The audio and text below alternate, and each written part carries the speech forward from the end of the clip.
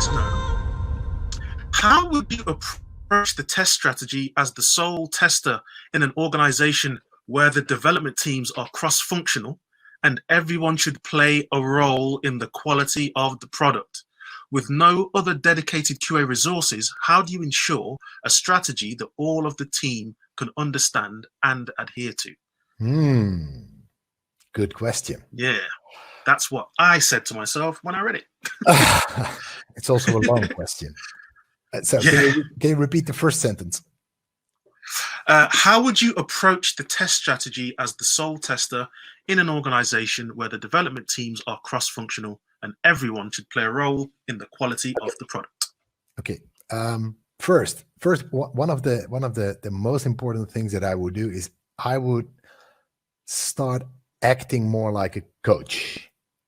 So I would try to educate the team with what is this test strategy? How do you make one? What is risk analysis? How does that work? And emphasize that it's a team thing. And I can tell you, not many people like testing. So as soon as you start calling it test strategy, then people are like, you're the tester. It's your work. So maybe you should start calling it a quality strategy or something like that, or maybe just a way of working. That's nice. Because I think the way of working has a big impact on the amount of risks that are in the team and in the product. And let me explain that. If you have good developers who do solid unit testing and who do code reviews and who use static code analysis and who are real craftsmen, I don't think you have to explain to them that testing is important. They don't like doing it, but they know that's important. So if you just tell them like, okay, let's talk about what risks do we have and how can we make this product better? How can we make this an awesome product? And to be able to do that, we need more than requirements, because users don't know what they want until they see it. And if they see it, they want stuff that on second thought was not really handy, or it was too technical or too complex. Or, oh, Vern, are you still there? I'm here, man. I'm here. Can you see me? Can you hear me? I can hear you, but I'll just keep talking. Okay. You're gone. So you have to work with these people, and I would try to focus my test strategy, or quality strategy as I call it then, over the whole software development lifecycle. So we can mitigate risks by building pipelines so that we know that installing software in our test environment or acceptance environment is less risky because it's automated. Again, there are still risks, but we have to spend less time installing it. So we have more time to talk about what the risks are and what we can do to mitigate them. They also have more time to talk to you about how the product really works. And part of my test strategy as a sole tester would be to emphasize that you cannot test quality into a product. Not at the end, not in the beginning.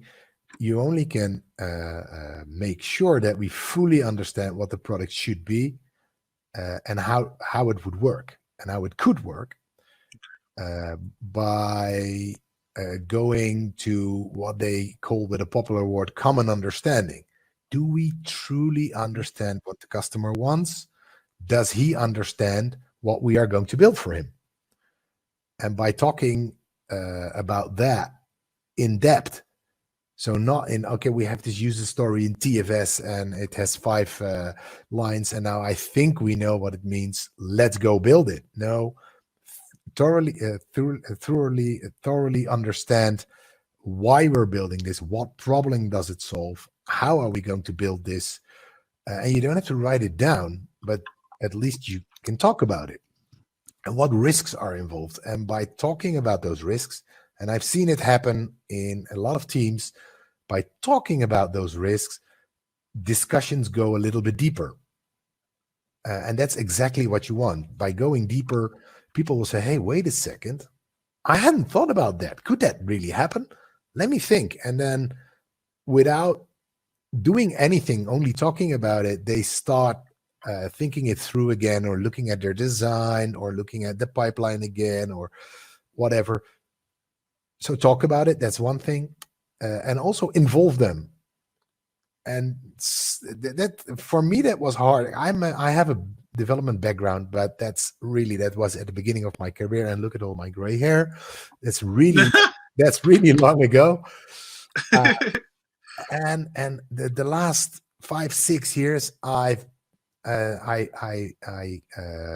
fought myself back in this game, and I'm actually learning how to program again.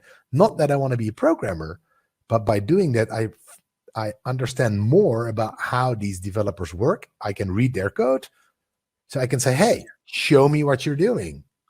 Yeah. And then if you're truly interested in their work and you understand what they're doing, they become interested in your work too.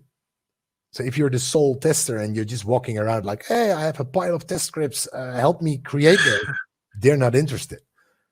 But if you look at their code and say, hey, that's interesting, talk me through, how does this function work? Or what does this unit test do? Or these classes, how did you put them up? How did you divide them in packages or whatever? And let them talk and be truly interested. And they will tell you stuff that's important to know.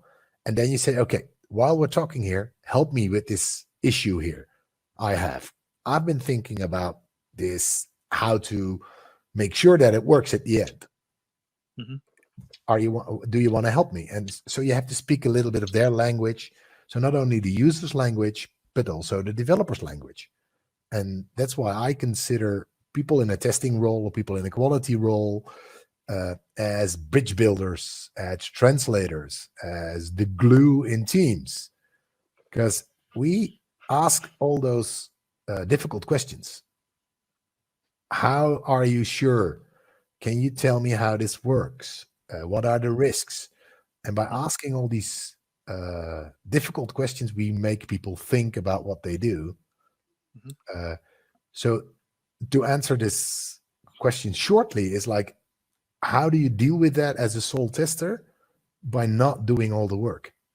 Delegate your work, but not delegate like, here, do this for me, but sit next to people, work with them, show what you want from them, show that you're interested in their work, and make it a collaborative thing. And just throw it up as a topic in the refinement. Hey guys, can we, or put it in your definition of ready. This story is ready only if we have decided on the test strategy. And it doesn't have to be a detailed one. It can be maybe 4 or 5 lines, but then you have a starting point, and everybody has to think, and everybody knows what you're doing. Because in my experience, sometimes we testers do stuff.